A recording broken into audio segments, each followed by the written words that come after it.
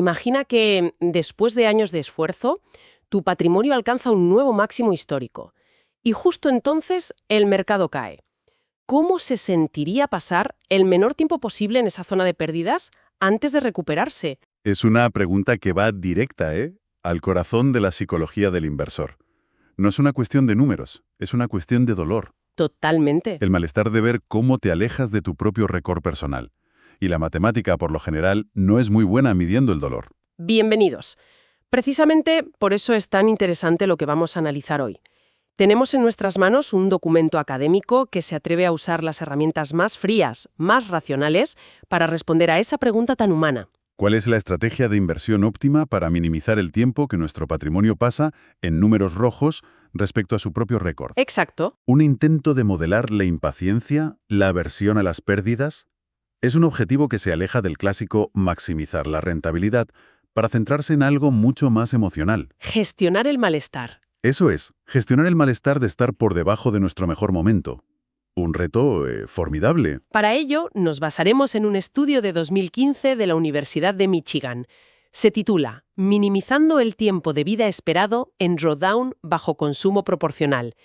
El título es denso, lo sé, pero la idea, como dices, es fascinante. Bueno, veremos si la elegancia matemática sobrevive al contacto con la caótica realidad de las emociones humanas. Ese es el plan. El objetivo de nuestra conversación es desgranar este modelo, entender su lógica, ver si sus conclusiones son intuitivas o, como sospecho, sorprendentes y, sobre todo, qué nos enseña sobre la psicología del inversor. Muy bien, pues vamos a empezar por el principio. Aclaremos el concepto clave. Drawdown. Ujú. El estudio lo define como el momento en que el valor de una cartera cae por debajo de una proporción fija de su valor máximo.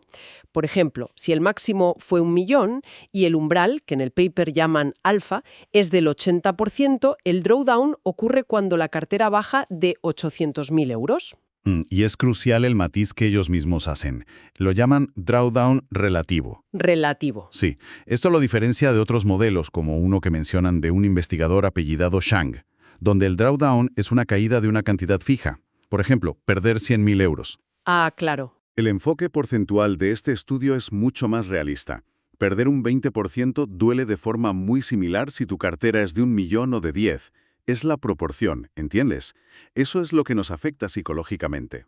Buen punto. Y aquí viene lo que me parece el giro más brillante del estudio. La mayoría de los trabajos académicos sobre este tema se centran en cómo evitar entrar en drawdown. En minimizar la probabilidad, sí. Pero este trabajo parte de una premisa mucho más honesta. Si una persona está consumiendo dinero de sus inversiones, o sea, viviendo de ellas, es casi inevitable que en algún momento entre en drawdown. La pregunta no es cómo evitarlo. Exacto. La verdadera pregunta es cómo pasar el menor tiempo posible ahí. Es una distinción fundamental. Y en teoría mucho más práctica. Digo en teoría porque para construir su modelo tienen que hacer una suposición sobre el consumo que, en mi opinión, es el primer gran punto de fricción con la realidad. A ver, El modelo asume que el inversor consume a una tasa proporcional a su riqueza. Es decir, si el patrimonio es W, el consumo es KW, una fracción constante. una simplificación para que las matemáticas funcionen, supongo. Sí, pero es una simplificación enorme. Pensemos en alguien real. Si una caída del mercado reduce tu patrimonio a la mitad, ¿reduces tu consumo a la mitad de la noche a la mañana? Pues no. ¿Cancelas la hipoteca? ¿Sacas a los niños del colegio? Por supuesto que no. La mayoría de la gente tiene gastos fijos, un consumo pegajoso, digamos, que no se ajusta tan elásticamente. Esta asunción ya nos dice que estamos en un laboratorio matemático, no en el mundo real. Entiendo tu escepticismo, pero no es esa la naturaleza de todos los modelos. Son como un mapa que simplifica el terreno para poder navegar. Hmm, No tiene todos los árboles ni todas las rocas, pero te dice cómo ir del punto A al punto B. La idea es extraer un principio general, aunque los detalles varíen. Y el principio de minimizar el tiempo en esa zona de angustia me parece muy potente. de acuerdo, de acuerdo. Aceptemos la premisa como un ejercicio de pensamiento. Si aceptamos ese mundo simplificado, la pregunta que plantean es brillante. No es cómo no caer, sino cómo levantarse más rápido. Eso tiene valor. Exacto. Pues vamos a meternos en las reglas de ese juego, en el modelo bajo la lupa. El estudio nos sitúa en un mercado financiero clásico, el modelo de Black-Scholes, que es el estándar en este tipo de trabajos. Sí, el ABC. Hay dos actimos, Uno sin riesgo, como un bono del Estado, que rinde un interés R, y otro con riesgo, una acción, con una rentabilidad esperada mu y una volatilidad sigma. Y se asume, lógicamente, que mu R, porque si no nadie invertiría en el activo con riesgo. Y aquí es donde el laboratorio se vuelve aún más esterilizado. El modelo asume un mercado perfecto. No hay costes de transacción, puedes pedir prestado y vender en corto sin límites. Un mundo sin fricciones, vamos. Un ideal. Y, por si fuera poco, asumen que la muerte del inversor, o sea, el fin del horizonte temporal, sigue una distribución exponencial. Lo cual imagino es muy conveniente para los cálculos. Conveniente es un eufemismo. Significa que la probabilidad de que el inversor desaparezca del problema es la misma cada año, tenga 30 o 90 años. Biológicamente es un disparate, pero matemáticamente convierte un problema intratable en uno resoluble. Entiendo. Es importante que la gente entienda esto. Los modelos financieros a menudo sacrifican el realismo en el altar de la computabilidad. Estamos observando un homo económicos en un paraíso financiero. De acuerdo, el contexto es clave. Pero a pesar de estas idealizaciones, la tensión del problema es muy clara y muy real, ¿no? Por un lado tienes el consumo, esa constante KW, que reduce la riqueza como un goteo. Y por otro tienes la cantidad invertida en el activo de riesgo, PIT. Esa es la única palanca para crecer, pero también es la que te puede hundir. Un tira y afloja constante, como decías. Y en ese tira y afloja hay un detalle del modelo que es crucial y muy ingenioso, el tratamiento del máximo histórico, que llaman MT.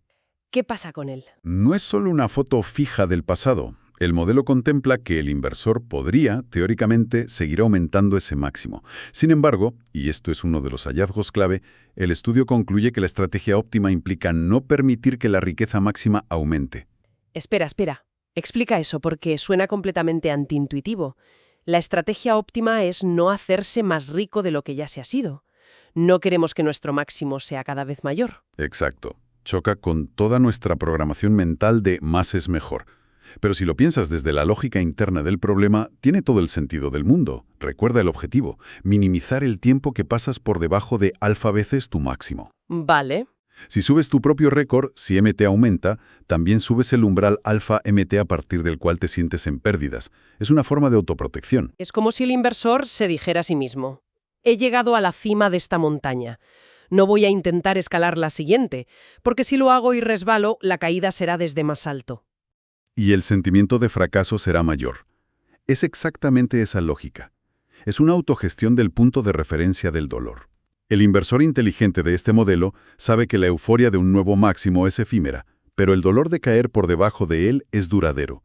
Así que para minimizar ese dolor, decide conscientemente no crear nuevos máximos que le hagan más frágil. Visto así, es una idea muy potente. Y con esa idea en mente, llegamos al núcleo del asunto. La conclusión más llamativa del estudio es que la estrategia de inversión óptima es miope. En un sentido negativo, significa que la decisión de cuánto arriesgar en cada momento depende únicamente del estado actual, de la riqueza que tienes ahora, W, y tu máximo histórico, M. Y ya está. El término miopía en este contexto es técnico, pero la intuición es clara. Es un resultado que suele aparecer en problemas de búsqueda de objetivos, de goal seeking. Cuando el objetivo está nítido, minimizar el tiempo en una zona, y las reglas son constantes, la mejor jugada no requiere adivinar el futuro, solo responder de forma óptima a la situación actual. Para entenderlo mejor, el documento hace algo muy útil. Compara esta estrategia óptima, PI, con las soluciones de otros problemas de inversión. Así podemos ver en qué se diferencia. Analicemos los dos escenarios. Primer escenario. Ya estás en drawdown. Tu riqueza W es menor que ese umbral alfa. ¿Qué haces? Estás en el pozo del dolor, por así decirlo. La pregunta es, ¿luchas por salir o te acurrucas para proteger lo que queda? Pues bien, el estudio demuestra que la estrategia óptima PI, en este caso, es notablemente más agresiva. Más agresiva que, por ejemplo, la estrategia que buscaría minimizar la probabilidad de la ruina total. La estrategia del miedo definitivo. Esa misma. De hecho, PI es idéntica a otra estrategia que simplemente busca minimizar el tiempo que se pasa en un intervalo de pérdidas fijo. Lo cual tiene una lógica aplastante si lo piensas en términos de costes. El modelo trata el tiempo como un coste tangible. Cada segundo que pasas en drawdown es una penalización que se acumula, como un taxímetro del sufrimiento. Claro. En el problema de la ruina, el único coste es el evento final de llegar a cero. Son dos funciones de dolor completamente diferentes. Y eso obliga a la estrategia a ser mucho más audaz en nuestro caso. Totalmente. La interpretación es que si ya estás sufriendo por cada segundo que pasas ahí, tu objetivo primordial es escapar lo más rápido posible. Y para eso, tomas más riesgos. El máximo histórico ya no importa, ya has fallado en ese aspecto. El objetivo es salir de la zona de dolor. Es la estrategia de salir del pozo a toda costa. La urgencia temporal te hace ser más audaz. Pero ahora viene el segundo escenario, que es el que me parece fascinante y mucho menos obvio. ¿Qué pasa cuando no estás en drawdown? Es decir, tu riqueza está por encima del umbral, pero por debajo o igual a tu máximo. Estás en la zona segura. Aquí es donde el modelo revela toda su sutileza psicológica, y donde a primera vista parece ir en contra de toda intuición. Totalmente.